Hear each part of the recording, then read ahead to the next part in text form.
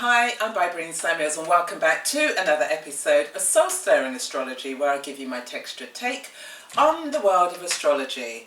So here we are, the day of the new moon in Gemini. That means that the sun and the moon are now conjunct in Gemini, and it really is the season for mutability, flexibility and change. And the reason why I say this is because Gemini is packed. It's got the North Node in Gemini, it also has the sun and the moon, and it has Venus and Mercury. So lots of activity. When you think about the actual sign of Gemini, Gemini is the non-conformist. You know, he doesn't like to be structured, and he doesn't like to be actually hemmed in. So therefore there's this call for flexibility and this call for inquisitiveness and curiosity and exploring the world around you, and that's really been brought to the forefront because now as the kind of rules are being relaxed around the coronavirus and the pandemic, and people are now being given access to go out some more and be involved with other people. And so, you know, we've got this mutability, so there's this strong desire to connect with other people.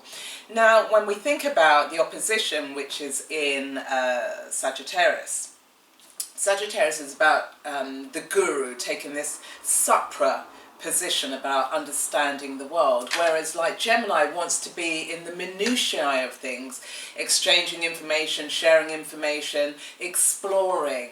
Now Gemini actually rules younger generations. It's the third house, which is about childhood. And so what we've seen here in the UK, for example, is this announcement that next week from June the 1st, I think it is, that children, particularly primary school children, will be allowed to go back to school. So it's very much the announcement. You've got Mercury, which is conjuncting Venus, and here it's about the value of education and the communication of that, particularly around young people. However, the context to this new moon is also, we've got a square between Venus and Neptune.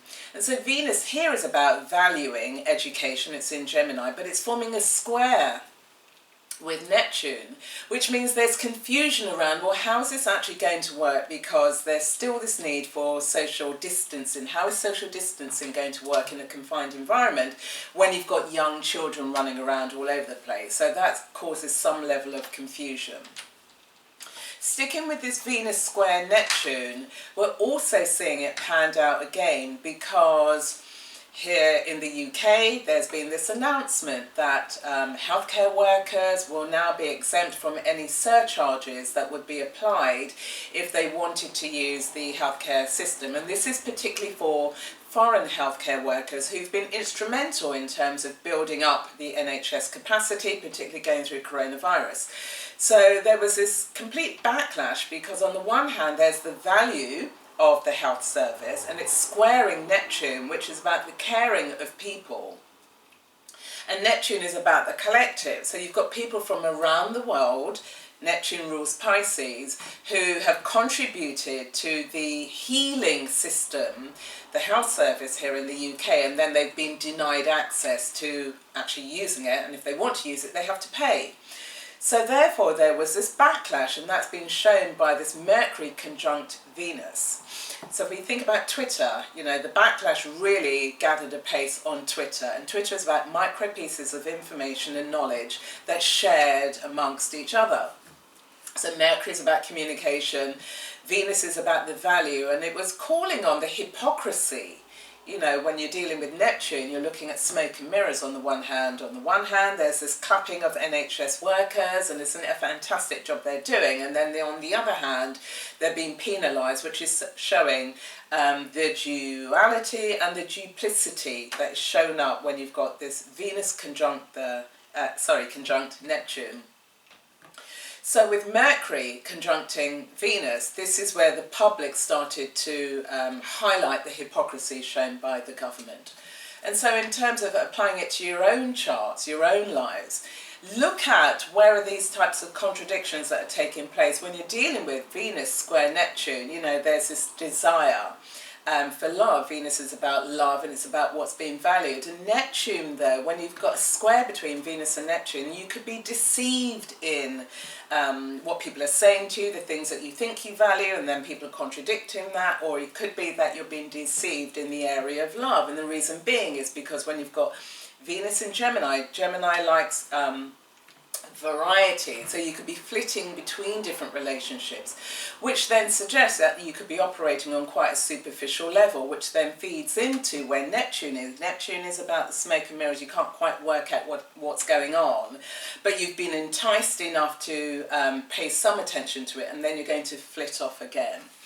It also suggests some level of lies or mistruths, because Gemini is ruled by Mercury, and Mercury, you know, is Hermes, the trickster.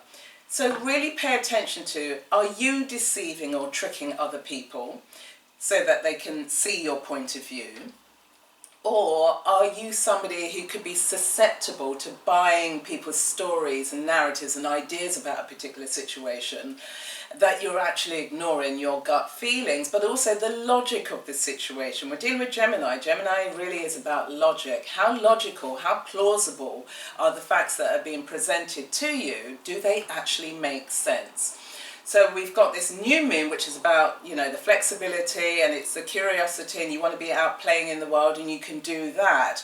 But be very mindful of the square between Venus and Neptune, and also what is being said to you in terms of Mercury and Venus, and pay attention to the conversations you actually have with yourself. And there will be conversations around, you know, what is it that you truly value, and why is it that you value it, and is there any logic around it? Venus is actually retrograding, which means it's giving you the opportunity to rethink the things that you think you value, or to validate the things that you value. So when it moves direct, you're really confident and clear about how you're going to move forward.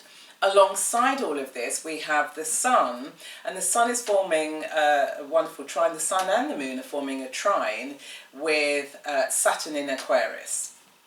So with Saturn trining the two luminaries, here it's about the opportunity to really think about the structure on which you have actually built your life. It's an opportunity for you to fortify that, you know, look at that. Now, Saturn is actually retrograding. It's at 1 degree, it's retrograding in Aquarius, and it will go back into Capricorn. So it's an opportunity for you to really think about, use this Geminian energy to look at, actually, what do I truly think about the foundations that I stand upon, that I'm building? Are they the right foundations for me to move forward? So you're questioning this, and you're looking at it in relation to, what is your relationship to yourself, but also the world around you? That's very much a signature where you're bringing, you know, two air signs together. We've got, you know, Saturn, which is very strong. It's in Aquarius. It's in one of the signs it rules. And then we have Mercury, which is in Gemini, but then we also have the Sun and the Moon here. So the focus is on, you know, who you understand yourself to be, and do your emotions back that? And on top of that, you know, what are the values and principles, the foundation in which you are building your life? Does it all still ring true for you? Or are you deceiving yourself? Or are you not really facing up to the reality of your situation? Venus square Neptune. It's about how others deceive you, but are you deceiving yourself? Are you fragile that you're unable to deal with the realities of life, and so therefore you get into the fantasy of what life could really be about? So that's it. Lots to think about, you know, heavy Gemini accent with this new moon, and as I've mentioned, all the other planets that are speaking to this new moon. So it's an opportunity for change and flexibility, and for social gatherings. You know, it's a social butterfly, likes to be out and about. But then, you know, really think about the foundations. You know, what foundation do you stand upon in order to move your life forward, but also in terms of what you're articulating to other people. So that's it, beautiful people. Put your comments in the comment box below. Let's get into a little conversation. You know, I love to speak to you. And thank you everybody who follows me, who supports me, who shares wonderful commentary about me and testimonials. I really do value all of your attention. I appreciate you.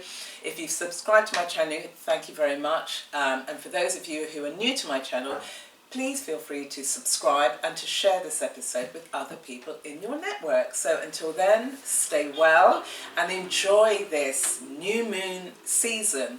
The sun is out, it's time to connect and to, at the same time, remain safe. So stay well, and I will see you again on the next episode. Bye.